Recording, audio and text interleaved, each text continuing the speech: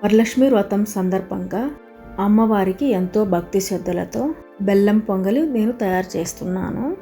బెల్లం తీపిలాగే అమ్మవారి అనుగ్రహం మన కుటుంబంలో ఎప్పుడు తీపిని, సంతోషాన్ని అన్ని సమపాలలో కోరుకుంటూ మనం అమ్మవారికి ఈ ప్రసాదాన్ని నైవేద్యంగా సమర్పించుకున్నాము.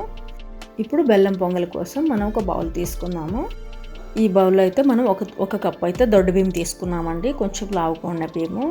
పెసరపప్పు అయితే ఒక కప్పు తీసుకున్నాము. మన క్వాంటిటీ ఎంత కావాలో అంత చేసుకుంటే సరిపోతుంది. ఇప్పుడు బియ్యాన్ని, పెసరపప్పును రెండు కలిపేసిన తర్వాత ఇప్పుడు మనం ఒక 3 సార్లు అయితే నీట్గా శుభ్రం చేసుకోవాలి. శుభ్రం చేసుకున్న తర్వాత మనం ఒక కప్పుకి మనం 4 కప్పులు అయితే వాటర్ వేసుకోవాలి. మొత్తానికి మనం 8 కప్పులు వాటర్ అయితే వేసుకోవాలి రెండుకి కలిపి. ఇట్లా వాటర్ వేసుకున్న తర్వాత మనం ఒక చిటికెడు అయితే సాల్ట్ అయితే యాడ్ చేసుకోవాలి.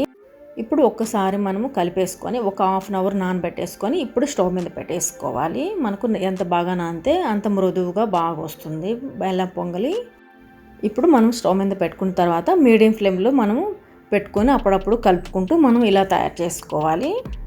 ఒకసారి ఇట్లా కలుపుకొని మనకు ఉడికిందో లేదో ఒకసారి చెక్ చేసుకోవాలి. చెక్ చేసుకున్న తర్వాత నేనైతే 1.5 కప్పు బెల్లం తీసుకున్నాను. 2 కప్పులకు కలిపి వాటర్ వేసుకొని నేను ఇట్లా బెల్లం పాకాన్ని తయారు చేసుకున్నాను. పాకం రావని అవసరం లేదండి, కరిగితే సరిపోతుంది.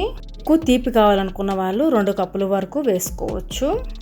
నేనైతే కొంచెం తక్కువ తీపి కావాలని 1.5 కప్పు బెల్లం వేసుకున్నాను. 2 కప్పులకు గాంగా వేసుకున్న తర్వాత అంతా బాగా ఇట్లా మనం మిక్స్ చేసుకోవాలి. తీపి సరిపోలేదనిపించినప్పుడు మనకు కొంచెం పంచదార కూడా యాడ్ చేసుకోవచ్చు. ఇప్పుడే యాడ్ చేసుకుంటే సరిపోతుంది. మనకైతే ఈ బెల్లం పొంగలి మనకు రెడీ అయిపోయిందండి. మనం దించేసి పక్కన పెట్టేసుకోవాలి. ఇప్పుడు చిన్న బాండలు పెట్టుకొని మనము అందులో ఒక పెద్ద స్పూన్ అయితే మనం నెయ్యి యాడ్ చేసుకోవాలి. నెయ్యి ఇట్లా కరిగించుకున్న తర్వాత మనము కొంచెం జీడిపప్పు, కొంచెం కిస్మిస్ వేసుకొని ఫ్రై చేసుకోవాలి. అట్లా కొన్ని కొబ్బరి ముక్కలు కూడా యాడ్ చేసుకోవాలి. ఈ 3 కలిపి మనం ఫ్రై చేసుకోవాలి. పొంగలికి గాను మనము నెయ్యి ఎంత వేసుకుంటే అంత బాగుంటుందండి. ఎప్పుడు మనం నైవేద్యాల కోసమే కదా మనం ఎక్కువ చేసుకుంటాము. అందుకని కొంచెం నెయ్యి ఎక్కువ వేసుకుంటేనే బాగుంటుంది. ఇప్పుడు మనం వేగిన తర్వాత ఇప్పుడు నైవేద్యంలో మనం వేసుకొని కలిపేసుకోవాలి. ఇట్లా గోల్డెన్ బ్రౌన్ కలర్ వచ్చేంత వరకు మనం వేయించుకోవాలి. మళ్ళీ ఎక్కువ వేగితే అంత బాగుండదు.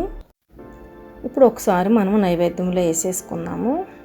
వేసుకొని ఒకసారి కలుపుకొని మనం మూత పెట్టి పక్కన పెట్టేసుకోవడమే. ఈ రెసిపీ నచ్చితే లైక్ చేయండి, షేర్ చేయండి, సబ్స్క్రైబ్ చేయండి.